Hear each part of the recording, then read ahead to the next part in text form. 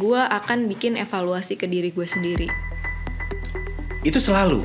Harus, selalu. Setiap kali ada hal seperti itu? Gue harus evaluate diri gue, apa yang salah. Cara lo melakukan itu gimana? Ya, gue baca nih, yang salah yang mana. Kan dikasih tahu kan. Ya itu lo angkat dari tempat sampah, lo ambil lagi ya. Fail Forward is a podcast program that explores the transformative power of failure. In each episode, host Christopher Tobing will delve into the best failure moments of individuals from various fields, uncovering the valuable lessons learned along the way. Kali ini di studio Fail Forward sudah hadir seorang VP, Head of Legal and Compliance dari Digital Banking Indonesia, Halida Nurina. Halida bukan hanya bekerja aja, tapi dia juga aktif di berbagai non-profit organization. Dia juga seorang maratoner, dan yang banyak orang nggak tahu, dia juga adalah penulis novel fiksi. Hai Halida.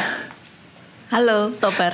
Hai, thank you banget udah datang di Fail Forward, dan ini gue excited banget karena I want to know more about you. Di sini kita mau ngomong macam-macam.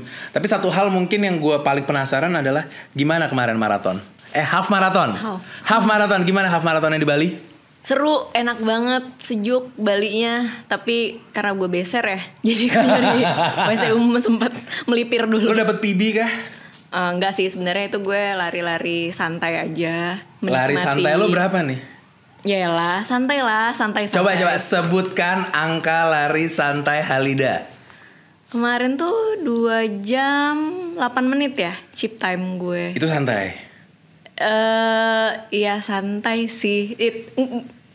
Ini nggak ini ya, maksudnya kayak ya enjoy Bali aja lah, basically gitu. PB lo berapa di situ? Personal best lo? Half ya. Half itu 2 jam 4 menit Borobudur. 2 jam 4 menit di Borobudur. Oke. Dan ini lo lagi training for a bigger race, betul nggak? Betul. Yaitu Berlin. Kapan? Nanti September 24. September. Oke. Jadi good luck untuk Berlinnya. Dan semoga di situ dapat PB-nya artinya. Amin. Thank you banget.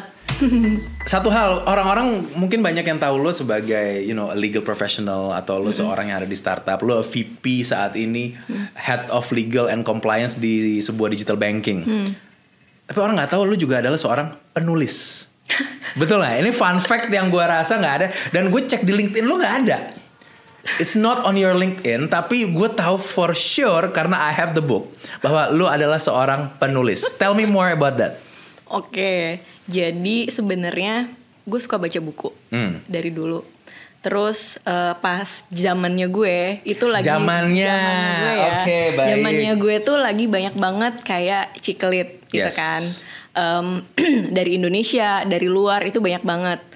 Terus juga film-film tuh lagi banyak banget romcom gitu kan.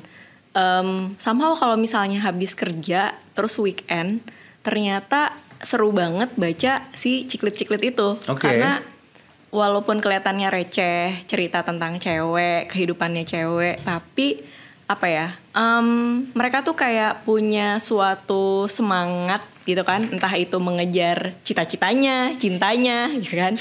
Jadi seru juga ya ternyata baca ini.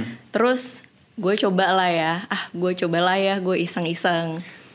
Iseng-isengnya nulis buku ya?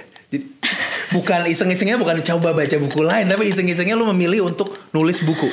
Gini, jadi sebenarnya dulu tuh gue patah hati banget. Fail forward kan? Ya. Jadi gue patah hati nih ceritanya. Gue somehow merasa energi gue tuh gede banget. Gue merasa gitu kan. Jadi itu harus tersalurkan ke sesuatu. Cuma gue nggak mau kalau kayak hanya di rumah sedih meratapi nasib gitu kan. Yaudahlah, gue lakuin hal-hal yang menurut gue bisa membuat gue jadi produktif. Gitu. Terus ya udah, gue sebenarnya kayak bikin kayak curhat lah ya di diary. Dear diary bla bla bla gitu. Terus ya udah gue cerita gitu. Kok lama-lama jadi kayak suatu tokoh nih. Tokoh yang bukan gue tapi gue creating suatu tokoh. Terus gue seru juga ya ketika menciptakan suatu karakter yang ternyata ada yang mirip guenya karakternya. Terus ada karakter orang lain yang ternyata kalau karakter yang benar-benar introvert tuh seperti apa. Kebetulan gue ekstrovert kan. Kayak seru juga ya kayak creating karakter. Ya udahlah, jadi ternyata udah 350 halaman juga nih. Gila. Terus ya diedit ya manual banget sih, dan itu juga kayak self publishing. Jadi hanya untuk ngeliat sebenarnya orang tuh interest nggak sih sama novel gue gitu.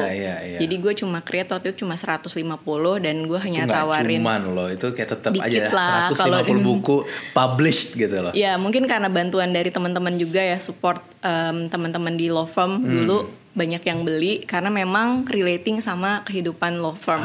Gitu. Bukunya judulnya apa? Everyday. Kok takut gitu? Everyday. Masih bisa dicari nggak sebenarnya bukunya? Is it still around? Masih bisa dicari? Sebenarnya waktu itu kan kerjasamanya sama nulis buku ya. Jadi mungkin kalau dicek di nulis bukunya masih ada, itu kayaknya harus PO dulu sih. Gitu. Gue penasaran pada saat tadi lu sempat mention tentang fail, terus lu punya banyak energi. Itu lu sadar di situ bahwa gue lagi down banget, lagi di posisi bawah, tapi punya banyak energi dan gue harus menyalurkannya secara, asumsi gue ini secara positif ya, atau menggunakan energi kreatif gitu.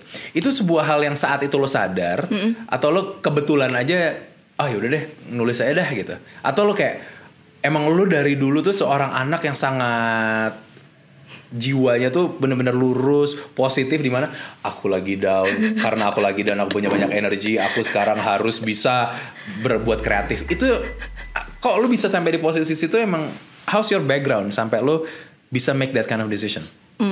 Mungkin sedikit background ya, family background. Jadi dulu tuh bapak saya gitu kan, orang kampung lah, yang rumahnya bener-bener deket gunung. Jadi untuk dia bisa sekolah itu tuh kayak harus jalan kaki dulu, kurang lebih mungkin 8 kilo. Dan jalannya itu naik turun, bukan yang flat ya, gitu, hili-hili gitu. Terus ya dia cerita lah, maksudnya dulu tuh sekolah tuh hal yang istimewa. Terus juga mungkin kan nenek kakek gue juga ya di kampung kayak gimana sih gitu. Dan di mana kampungnya? Di Purwakarta. Kalau tahu. Nah, terus apa namanya? Jadi itu gue ngelihat perjuangan bokap gue ya, kayak dia aja dengan segala keterbatasannya bisa nih membesarkan gue gitu ya. Terus kenapa gue harus jadi orang yang lebih dari dia? Itu dari kecil.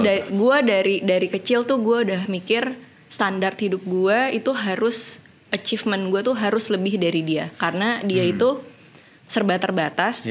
Gue at least udah dapat fasilitas kan, dan semua kemudahan yang ya Indonesia terus berkembang kan, pendidikannya, akses, baseline-nya dia. Betul kayak gitu. Itu sebuah hal yang lo di-set dari kecil, dan standar yang lo bayangin pada saat itu apa? Apakah uang, apakah itu posisi rumah, apa sih standar-standar yang lo decide bahwa gue harus lebih baik daripada dia? Jadi waktu itu mungkin pertama lebih ke masalah karir ya. Gue selalu pengen jadi orang yang sukses lah, walaupun sukses itu kan very general. In your term, sukses adalah? Sukses menurut gue itu adalah misalnya gue punya target dan targetnya itu tercapai. Menurut gue itu sukses, walaupun misalnya targetnya hanya gue mau lari misalnya seminggu 5 kali gitu ya. Ternyata hanya seminggu 5 kali. Aku jadi merasa berdosa gitu.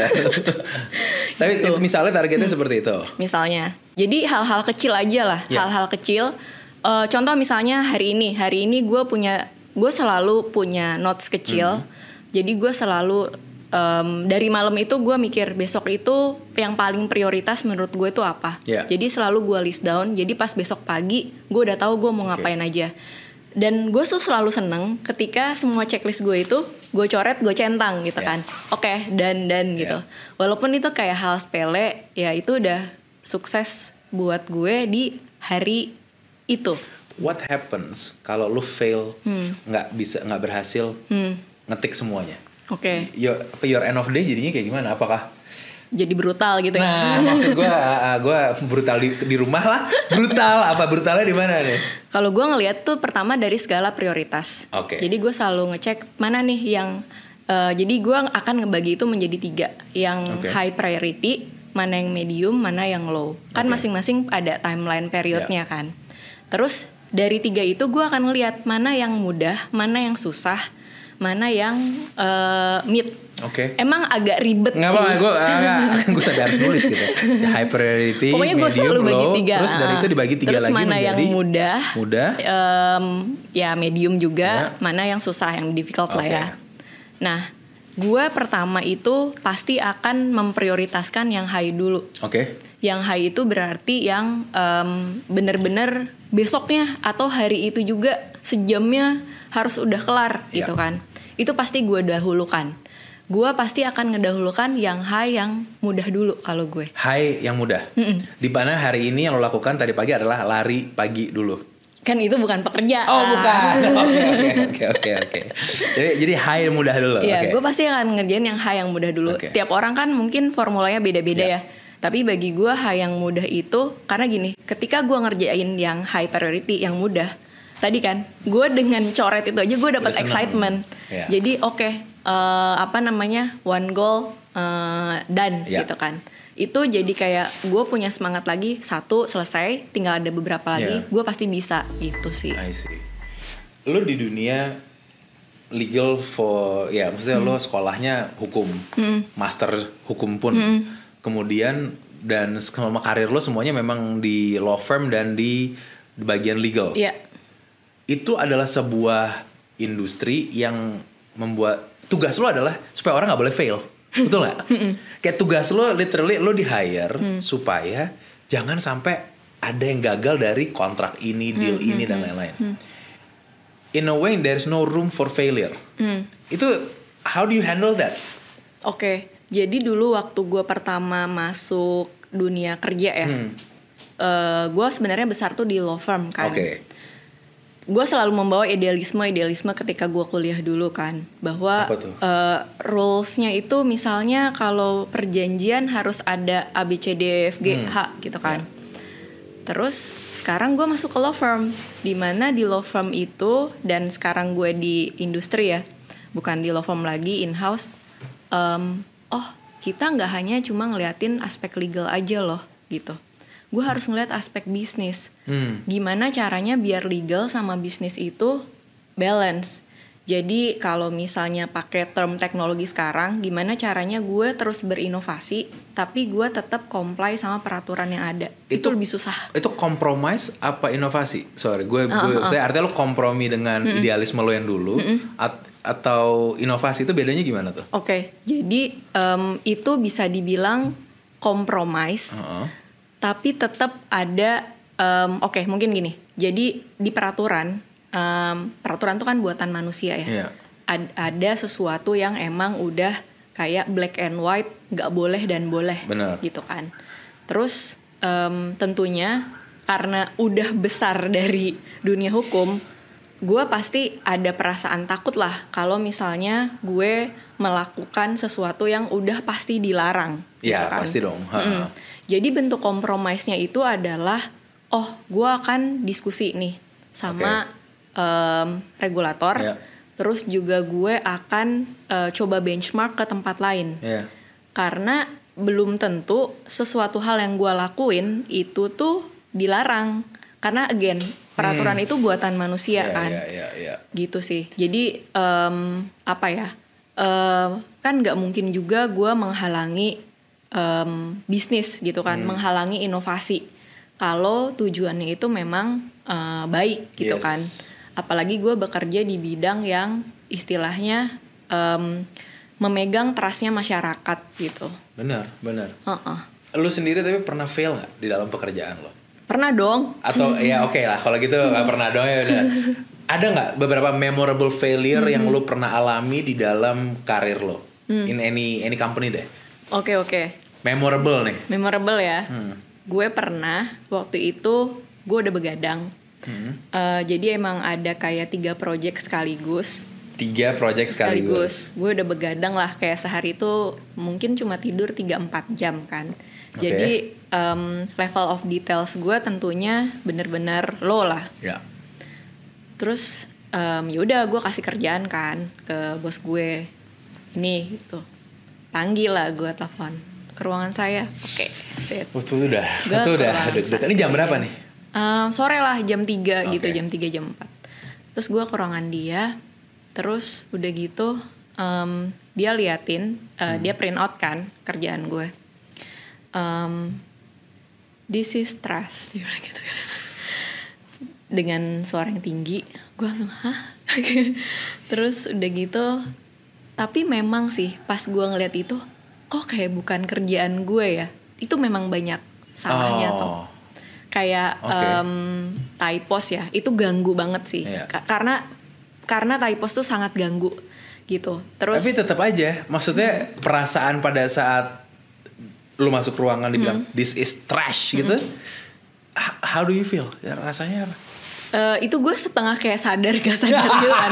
Kan biasa ada kayak beberapa detik kayak, ini beneran apa gimana ya gitu. Iya. Terus ya udah langsung pung dimasukin ke keranjang sampah. Dibuang. Buang coy. Nah, abis gitu gue kayak oke, gue bilang gitu kan. Ya intinya diomelin lah, diomelin segala macam. Terus abis gitu gue dari dunia tadi, gue tiba-tiba udah mulai sadar. Tuh, gue masih let's go back to that moment. Gue masih mau nanya, itu abis itu lo apa? Lo nangis, lo marah-marah lagi, atau lo makin lo bawa kemarahan itu ke orang lain, lo marah-marahin lagi? What happened there? Gue nggak pernah mau nangis di depan orang yang marahin gue. Itu udah jadi apa namanya prinsip gue. Itu prinsip itu. Itu prinsip gue. Keputusan lo adalah tidak gue mau nangis. Gue nggak mau nangis di hadapan orang yang misalnya marahin gue gitu kan, atau ada inilah sama gue. Ya udah di situ gue kayak itu udah benar-benar pengen nangis. Udah inilah mata gue tuh pasti ya udah gue dengerin semuanya. Abis gitu gue sedih ya, udah pasti. Gue langsung ke ruangan. Biasanya gue akan membiarkan diri gue untuk diem dulu sebentar, terus gue ngebiarin diri gue untuk nangis. Gue di situ nangis. Gue nangis, dan gue nggak mau ada orang lain biasanya. Jadi lo kalau nangis sendiri? Gue sendiri dulu. Gue nunggu kayak diri gue tenang dulu. Abis gue nangis, terus gue selalu janji sama diri gue kalau gue nangis itu hanya boleh pokoknya bete, sedih segala macam itu hanya boleh di hari itu doang. Istilahnya segala negatif thing itu harus di hari itu aja selesai gitu. Diselesaikan hari harus itu. Selesai hari itu. Jadi gue kayak ya udah gue nangis, terus kayak di situ gue ngerasa gila gue bego banget ya, gue bilang gitu kan. Kenapa ya? Kok bisa ya? Maksud gue kayak bener loh, emang ini tuh gue yang salah gitu. Tapi gue udah baca berkali-kali karena gue inget lah senior gue selalu ngomong, kalau habis ngerjain sesuatu, lu gak cukup cuma baca 2 kali. Lu harus baca lagi sampai 3 kali. Untuk memastikan gak ada kesalahan sekecil apapun. Gitu. Dan pas yang ketiga kali itu harus fresh eyes. Jadi kayak misalnya lu udah capek, lu percuma. Itu gak kehitung yang ketiga kali kalau lu baca lagi capek. Gitu. Jadi lu harus kasih jeda mata lu untuk fresh dulu, baru untuk cek lagi gitu kan yang ketiga. Nah biasanya ntar ketemu tuh. Gue sampai kayak, gue udah cek, ini kenapa ya? Nah, kenapa ya? Aduh, gue bego banget. Aduh, gue kesel. Kenapa sih dia marahnya harus kayak gitu? Lu banget? Banyak tuh self talknya tuh. Banyak, kenapa gue banyak banget. Abis kayak gitu, ya udah karena udah menjelang sore, ya gue keluar kantor, gue cari makan dulu ya. Gue cari makan dulu. Habis gitu, ya udah lumayan kan, biasa orang kalau habis kenyang makan, habis itu makan enak, gue harus makan enak. Gue harus makan enak. Lo kalau lagi down makan enak. Iyalah, gue makan enak. Terus gue juga emang biasa sendiri ya kan, kemana-mana. Jadi ya udah, gue nggak ada orang lain juga gue nggak masalah, gue makan enak. Terus ya udah, gue balik lagi kerja. Gue nanya kan, kalau gue balik lagi kerja, ya sebenarnya kan jam hours gue kerja itu kan juga pulangnya pada masa itu kan juga di atas baru jam 11 bilang, ya. Emang ada office hour, ada 9 to 5 itu di law firm ya. Ya udah, abis gitu kayaknya nggak akan fokus nih gue. Ya udah gue pulang ke rumah. Gue memang tinggal sendiri kan. Orang tua gue kan memang di Bogor. Biasanya nanti itu kalau udah selesai 1 hari, gue akan bikin evaluasi ke diri gue sendiri. Itu selalu? Harus selalu. Setiap kali ada hal seperti itu, gue harus evaluate diri gue apa yang salah. Cara lo melakukan itu gimana? Iya, gue baca nih yang salah yang mana. Kan dikasih tahu kan. Ya itu lo angkat dari tempat sampah, lo ambil lagi ya. Oke, gue bilang ya ini. Oh, gue salah di sini. Ya udah di sini. Oh, ternyata ini kurang dalam gitu. Kalau typos oke lah ya. Gue masih memaafkan diri gue karena mungkin gue capek gitu kan. Tapi kalau gue udah masuk konten, wah berarti emang gue kurang baca nih peraturannya gitu. Terus ya udah gue bikin kayak catatan-catatan lah ya apa yang harus gue perbaiki. Jadi itu akan nge-shape di hari-hari gue. Nanti gue harus fokus ke bagian ini. Ternyata peraturannya ada lagi nih yang harus gue baca, nggak sesempit ini gitu. Tapi ya percaya atau enggak, apa yang terjadi waktu itu, sekarang setelah beberapa tahun, gue sekarang itu mungkin ada di posisi bos gue ya. Gue sekarang kayak bener loh ternyata. Maksud gue ketika ada bawahan gue yang melakukan hal itu, ya gue emang bisa marah juga gitu kan. Jadi menurut gue itu orang-orang yang gue temui, bos gue utamanya, itu tuh selalu jadi guru sih buat gue. Jadi ketika itu mungkin gue kesel ya, tapi pas nanti beberapa tahun kemudian gue ngerti kenapa dia marah banget sama gue. Emang bego banget kayaknya di gue gitu kan. Kayak gitu sih.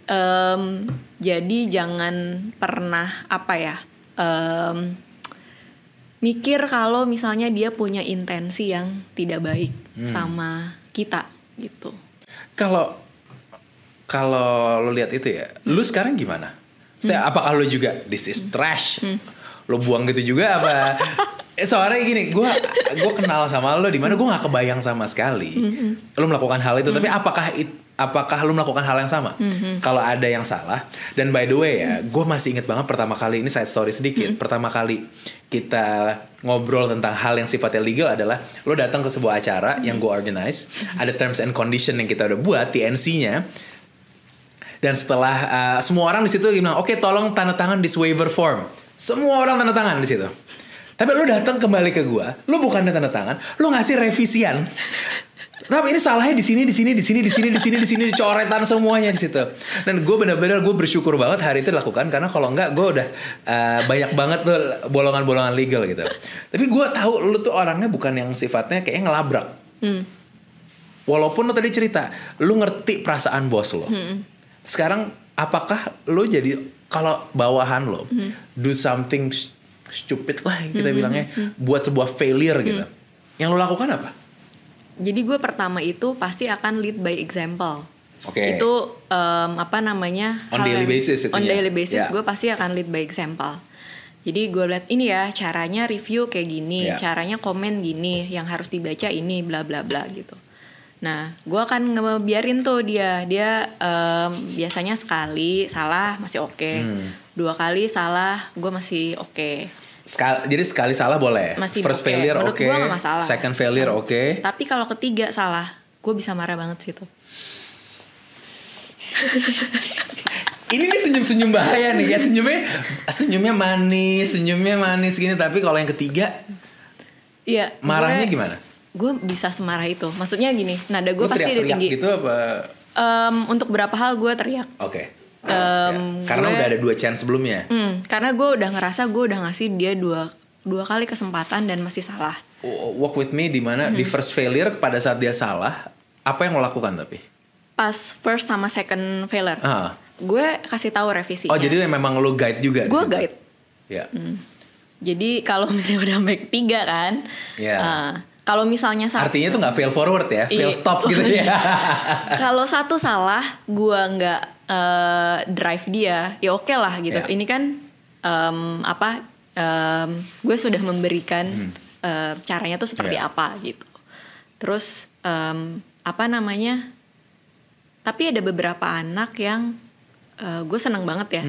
ada satu nih, dia itu nggak punya pengalaman compliance sebenarnya. Bahkan dia bukan backgroundnya bukan legal gitu. Dia bukan background legal. Jadi sebenarnya kalau compliance itu kan nggak harus SH ya, nggak harus sarjana hukum lah gitu. Jadi bisa. Tapi kalau untuk legal ya itu udah pasti ya harus sarjana hukum. Terus gue tanya nih, karena nih anak tuh gue lihat kok kerjanya keras banget gitu. Sayang nih kalau dia tuh cuma kayak lebih ke administrasi gitu lah. Soal data dia jago banget rekapnya. Gue bilang mau coba nggak belajar ini, gue bilang gitu. Compliance. Terus dia gitu, boleh mbak, dia bilang gitu. Gue kasih tahu dia kalau lu belajar compliance akan bagus di CV lu. Dan lu nggak hanya belajar administrasi aja. Tapi gue bilang sama dia, lu ikutin aja apa direction dari gue, cara-cara gue akan ngasih tahu lu caranya seperti apa. Tapi itu nggak gampang, gue bilang sama dia. Lu dari awal udah bilang ini nggak akan gampang. Ini nggak akan gampang ya. Gue pasti akan sangat keras sama lu, gue bilang gitu. Dan lu jangan pernah sakit hati, gue bilang gitu. Ini interesting nih. Dari di depan lu udah bilang, jangan, ini nggak gampang dan jangan sakit hati. Iya, gitu. Karena gue nggak, sebenarnya gini, kegagalan yang kemarin yang cerita gue dimarahin bos gue itu kan emang gak hanya sekali ya. Maksudnya ada beberapa kali lah gue di bos yang lain gue pernah dibilang dengan kata yang lebih manis. Kayaknya nggak pinter ya. Gue pernah dibilang kayak gitu. Ini udah manis ya nih. Coba versi, boleh dong, spirit versi realnya apa? Dia tuh dulu bilang kayak, wah pas evaluasi kan, kayaknya kamu nggak paham ya undang-undang perseroan terbatas. Gue dibilang nggak paham. Terus bahasa Inggris kamu nggak bagus. Wow, oke. Tapi ya udah gitu, maksud gue kayak dia ngomong kayak gitu pasti ada benernya. Nggak mungkin enggak ya, maksudnya. But for you to have that mindset bahwa gue lagi terasa di attack dan bisa bilang dia pasti ada benernya, itu sesuatu loh. Lu bisa bukan maksudnya ibaratnya ada orang bilang ke gue, lu nggak bisa ngomong. Maksud lu apa? Pasti ada triggernya ke sana kan. Lu nggak, tapi lu bisa mikir tentang dia ada benernya apa ya? Cara lu bisa masuk ke mindset dia ada benernya tuh gimana? Despite cara dia ngomong kalau lu nggak sopan ya, tapi lu masih ada satu line bisa bilang mungkin dia ada benernya. Itu cara mikir kesana gimana tuh? Udah otomatis aja sih di kepala gue kayak pasti ya pas ngedenger itu kan pasti ada, pertama nggak bohong lah, pasti gue ada rasa kayak wah gue am I that stupid gitu kan, wah gue bodoh banget nih. Terus berubah jadi marah, tapi habis gitu pasti gue mikir kenapa dia sampai gini lah, maksudnya dia itu untuk sampai pada titik itu pasti kan dia juga punya challenge-nya sendiri ya di masa lalunya. Pas gue selalu berpikir dia sudah melewati banyak rintangan, ya bisa dibilang gue berpikir positif tentang dia gitu. Ini keren banget sih, dimana lu bisa mempunyai empati terhadap orang yang lagi ngekritik lu tuh. Bener kan, artinya buat gue this is amazing. Karena dengan adanya empati, malah dengan lo punya empati kepada orang tersebut, lo malah bisa menerima kritik itu untuk failing forward ibaratnya, daripada lo cuman marah-marah di tempat maki-maki dia atau ngomongin dia sama orang lain. You are actually able untuk membawa ini ke depan gitu. Ini buat gue sebuah insight yang super menarik.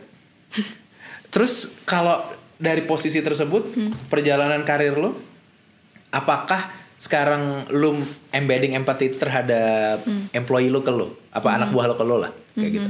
Mereka punya empati gak terhadap lu? Tadi kan di awal gue selalu bilang gue pasti akan ngajarin kalian teman-teman gitu ya. Tapi gak akan gampang. Gue pasti bakal sangat keras banget. Nada gue pasti akan tinggi banget. Jadi jangan sakit hati, gue bilang gitu. Ini hanya kerjaan. Tapi di luar itu gue nggak kayak gitu. Ini masalah kerjaan aja gitu. Jadi makanya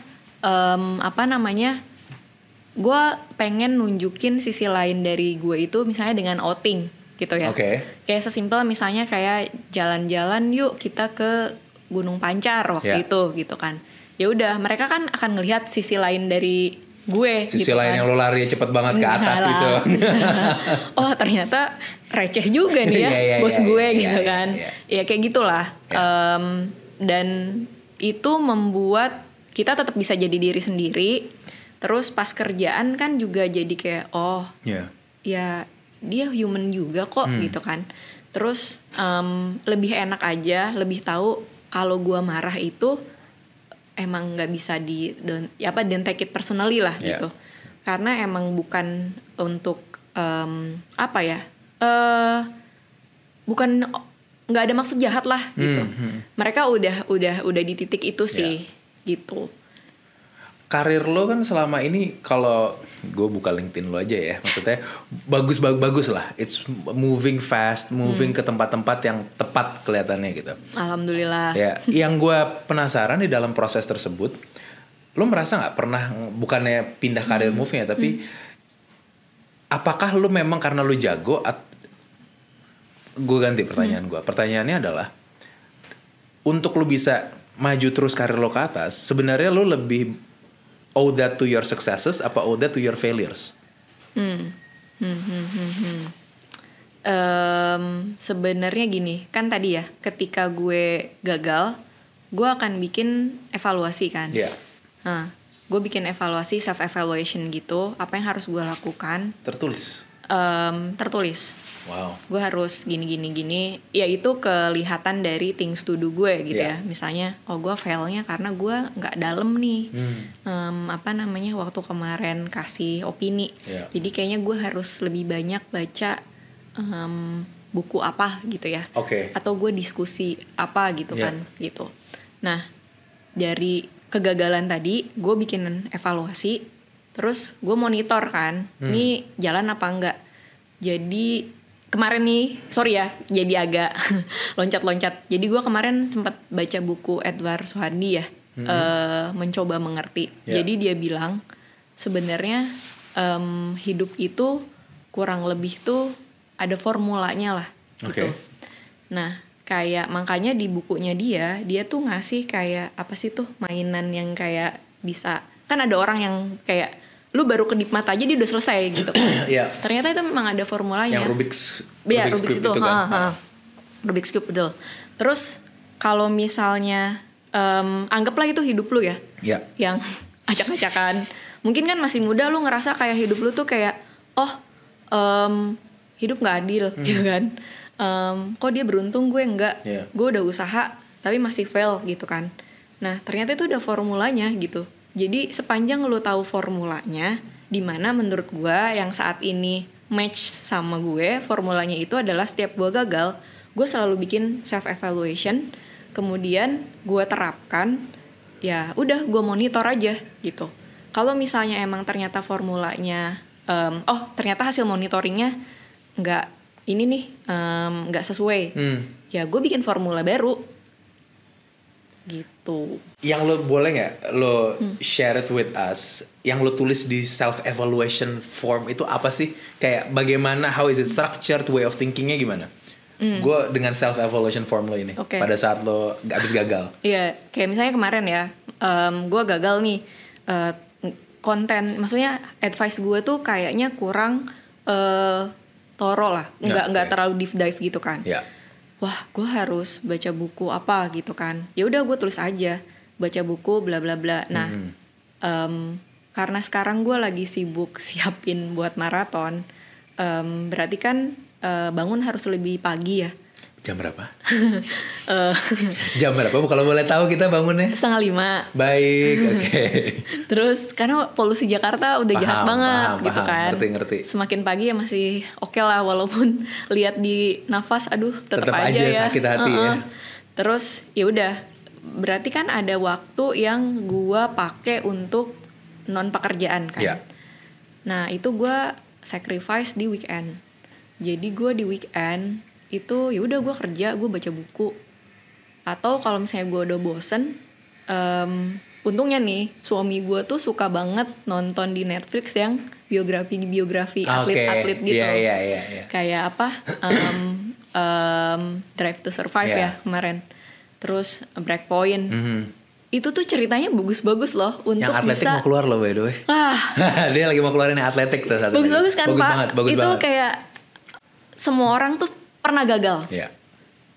Cuma cara kitanya gimana nih setelah nerima kegagalan itu, mau langsung lanjut atau cuma berhenti? Yeah. Setelah berhasil, lu mau tetap status quo atau lu mau terus maju? Jadi dari dua-duanya malahan ya. Ini malah yang lu barusan sebut bukan hanya fail forward, tapi abis mencapai sukses pun lu mau moving forward apa enggak gitu. Iya. Kan itu direction, maksudnya gini, kita tuh hidup kan harus punya tujuan ya. Yeah. Untuk nentuin arahnya, shape-nya itu kita mau kemana. Ya itu kalau misalnya udah ke-achieve nih, misalnya satu, ya misalnya paling gampang ya, gue udah lari maraton gitu kan. Terus selanjutnya untuk lari, gue cuma mau target gue cuma mau WMM di satu kota aja, satu negara aja gitu ya, atau mau lagi gitu kan. Ya kalau misalnya emang gue mau lagi, tahu kan apa yang harus dilakukan, latihannya, persiapannya, kayak gitu. Kalau emang pengen status quo ya udah, tapi lu jangan istilahnya gimana ya? Kalau di pekerjaan, ya umur gue kan juga udah nggak muda lagi ya. Anak-anak relatif itu relatif terhadap siapa yang mendengar saat ini.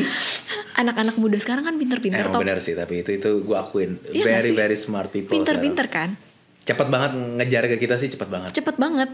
Jadi ya lu tuh saingan lu tuh makin banyak setiap hari. Benar. Gitu. Lu harus berkompetisi sama yang lebih muda, yang lebih punya semangat gitu kan.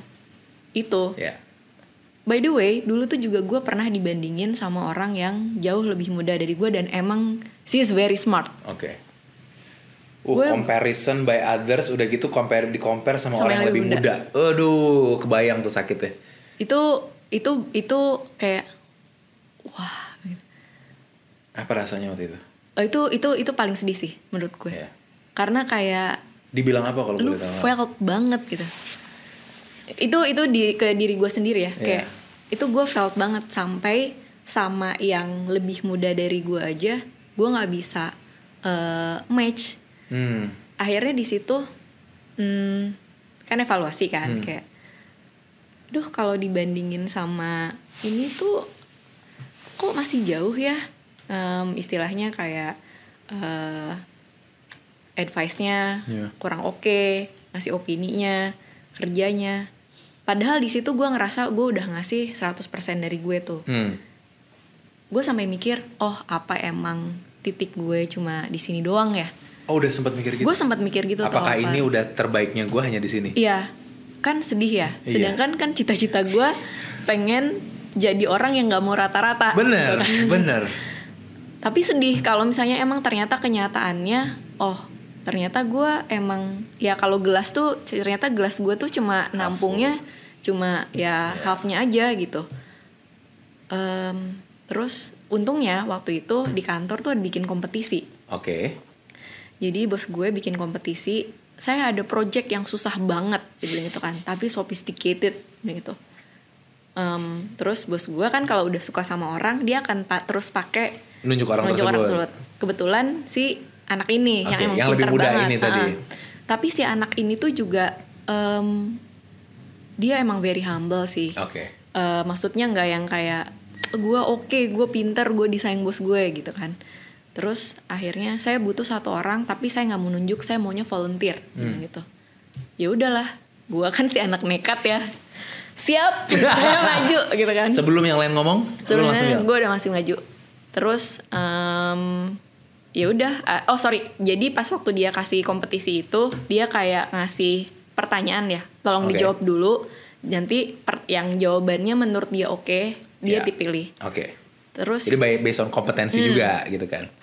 Kan itu gue retak-retak ya kemarin, udah dibandingin segala macam. Gitu. Gue lupa ya exact ngomongnya tuh apa, yang pasti gue nggak pinter lah dibandingin sama itu, kurang lebih seperti itu.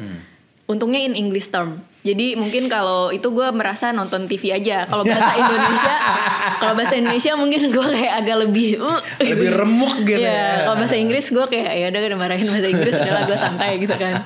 Ya wes, terus wah gue bilang gitu. Gue ya again ya, di kepala gue tuh pasti ada 2 orang lah. Ada si Angelnya, ada Demonnya kan. Si Demon kan udah ngomong, udahlah emang kapasitas lu cuma segini doang gitu kan.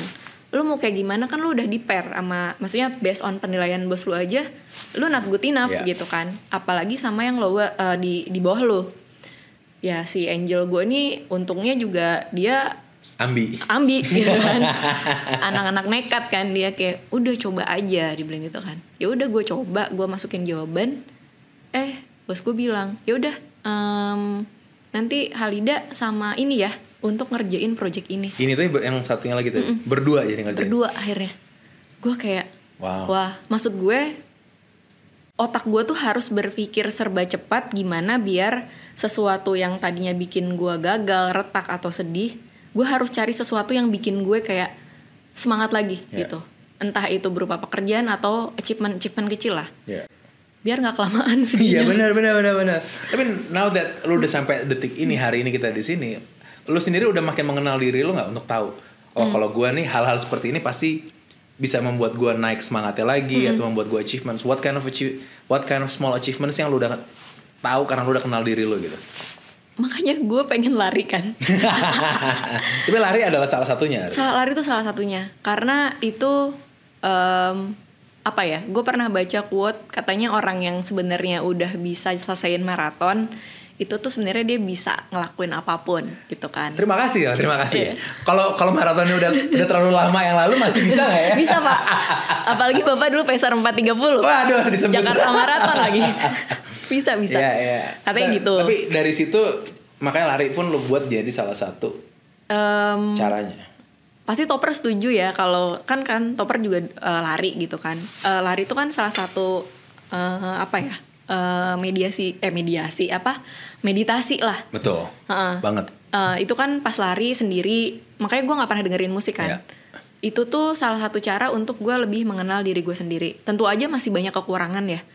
Kekurangannya itu, tadi kayaknya waktu di meeting gue ngomongnya ketinggian deh. Kayaknya gue kurang polite gitu misalnya. Harusnya tadi gue nggak perlu terlalu belibet gitu kan hari gini. Ya udah, itu salah satu self evaluating gue juga ketika lari gitu. Selain lari ada lagi nggak sih? Apakah menulis masih? Menulis sekarang sebenarnya nulis lucu-lucu aja. Ada nih kayaknya. Tapi nih. Belum. Udah 350 halaman enggak.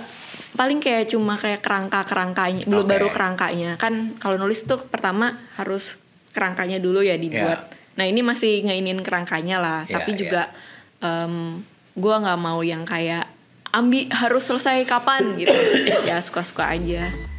Ini salah satu pertanyaan ujung. Lu tuh tapi tipenya tadi gue denger kalau lagi ada failure, you handle it on your own. Betulkah atau sebenarnya memang ada support system yang menjagain lo di saat-saat lo lagi down? Pastilah ada support system. Walaupun lo tadi self evaluasinya sendiri kan? Iya. Support systemnya jadinya masuknya di mana mereka? Misalnya udah kan, misalnya kejadian hari ini, terus udah gitu kalau nggak malam atau besoknya, gue pasti akan nelpon orang tua gue. Oke. Karena menurut gue yang bisa bikin. Bapak, ibu yang ditelepon? Biasanya ibu. Oke. Tapi kalau misalnya nggak ada ya sebenarnya mereka sama aja sih menurut gue ya barengan biasanya loudspeaker gitu. Karena menurut gue ya sampai bisa di titik sekarang itu tuh kayaknya mungkin 80% doa nyokap gue sih. Gitu. Ya, gue bisa relate dengan itu sih. Itu kayak walaupun misalnya ya orang tua gue orang tua lama gitu kan, dia nggak ngerti tentang lu menceritakan detailnya kalau pada saat itu. Gue cerita sedetail itu. Oke. Dan yang gue suka dari mereka tuh ya, mereka tuh nggak pernah nge-interrupt kalau gue lagi cerita. Ya emang cuma jadi good listener doang. Terus walaupun ujung-ujungnya nasihatnya tetap sama aja. Apa itu?